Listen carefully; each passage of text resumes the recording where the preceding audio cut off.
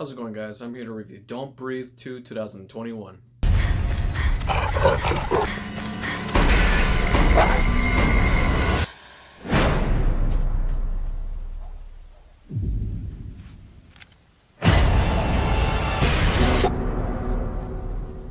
Failed.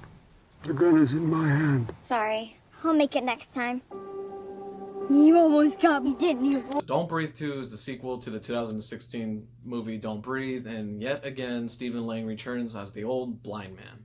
So for this movie, he is actually the protagonist, so they did a little switcheroo in this movie, because in the first movie, he was an antagonist, he was the villain, he was killing the burglars, they're like kids one by one, and of course, like, if you guys haven't seen the first movie, spoiler alert, you can click off now, but in the first movie, it was revealed that the old man, he has his own dark secrets. He's an old veteran, but at the same time, he kidnapped a teenage girl that was responsible for his first daughter's death. It was like a car accident. So her family was the one who gave him the house, like a rich family, but still it wasn't enough for the old blind man, so he kidnapped their daughter, which is the teenage girl that was responsible for the child's death. So he kidnapped her, and pretty much he used his semen and impregnated her so that way she can make the old blind man another daughter. So in a way, it's kind of rape.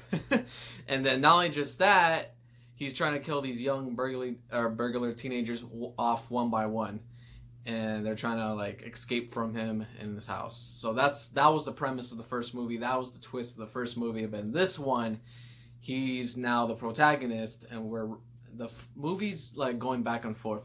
The movie wants you to root for him, but at the same time, there are a couple scenes in this movie where you're questioning yourself, like, should you be rooting for this guy?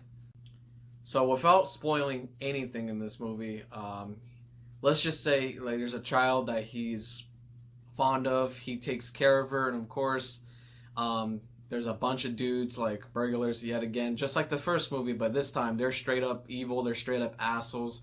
They're trying to take this little girl away from this old man, and the old man's willing to do anything to protect her from these assholes, pretty much.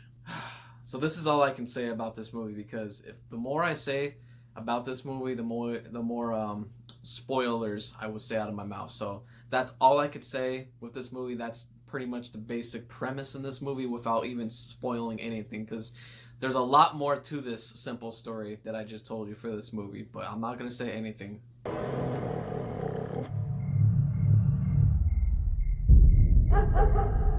Shadow!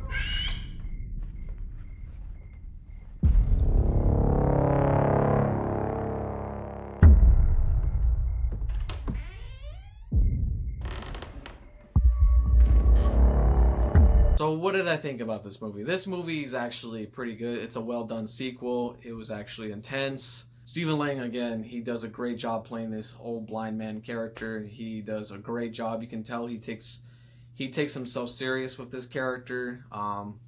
This character is like a beloved horror icon now, especially for a modern horror movie age. So he is a well-known icon now.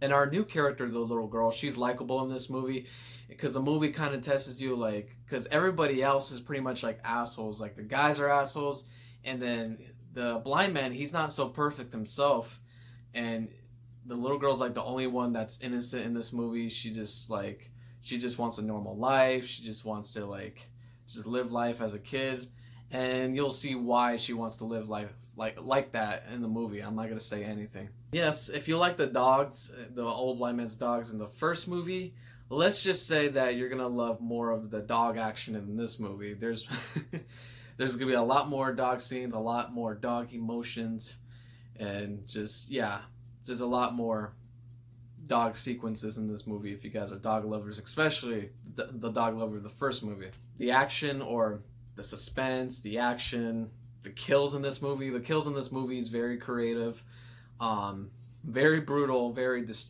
bloody, disturbing. I love it. I love as soon as the burglar starts coming in this house trying to take the little girl away from the old blind man, that's when the action just starts, and it just throughout the movie it just doesn't end. It just gets more intense and intense and intense as the movie progresses, pretty much. What do you want? You're coming with us, kid. Get the girl! It's not me you need to be scared of. But yes, there's lots of twists. Not just one twist, but there's like at least 2 or 3 twists in this movie. Little twists and turns that like changes your aspect for this film. But I cannot say anything.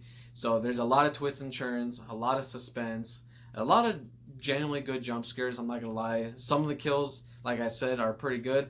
I think 1 or 2 was pretty weak, but pretty much every other kill was pretty awesome, memorable too, and I just like movies like this when thrillers, like a revenge type thriller type movies. You can tell like I just love that subgenre, so they implemented that in this movie. While the first movie was just straight up like suspenseful horror / thriller, this is more like a revenge / action / thriller type of movie.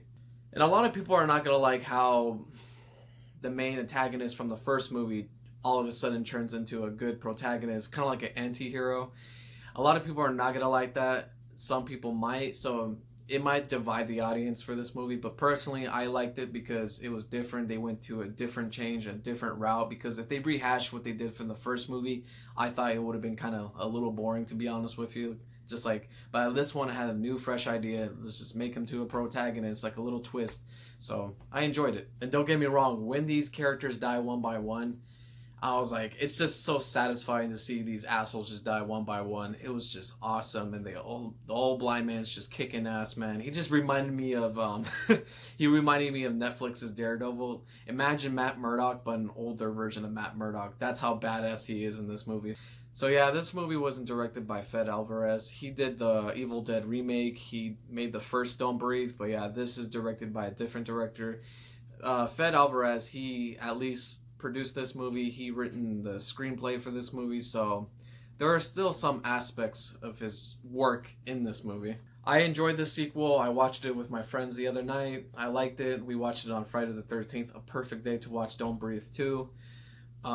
Did I like this one? Yes, I enjoyed the sequel. Is it as good as the original? Probably not, because the original one was just more unique and it was more intense, but this one is not a bad follow-up.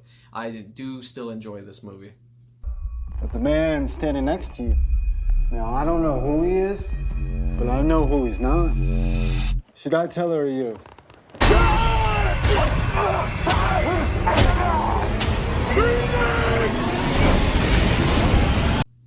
If I have to give this movie out of 10, I will give this movie a 7.5 out of 10. This movie was pretty solid. It was a good, decent sequel. I enjoyed it, and yeah.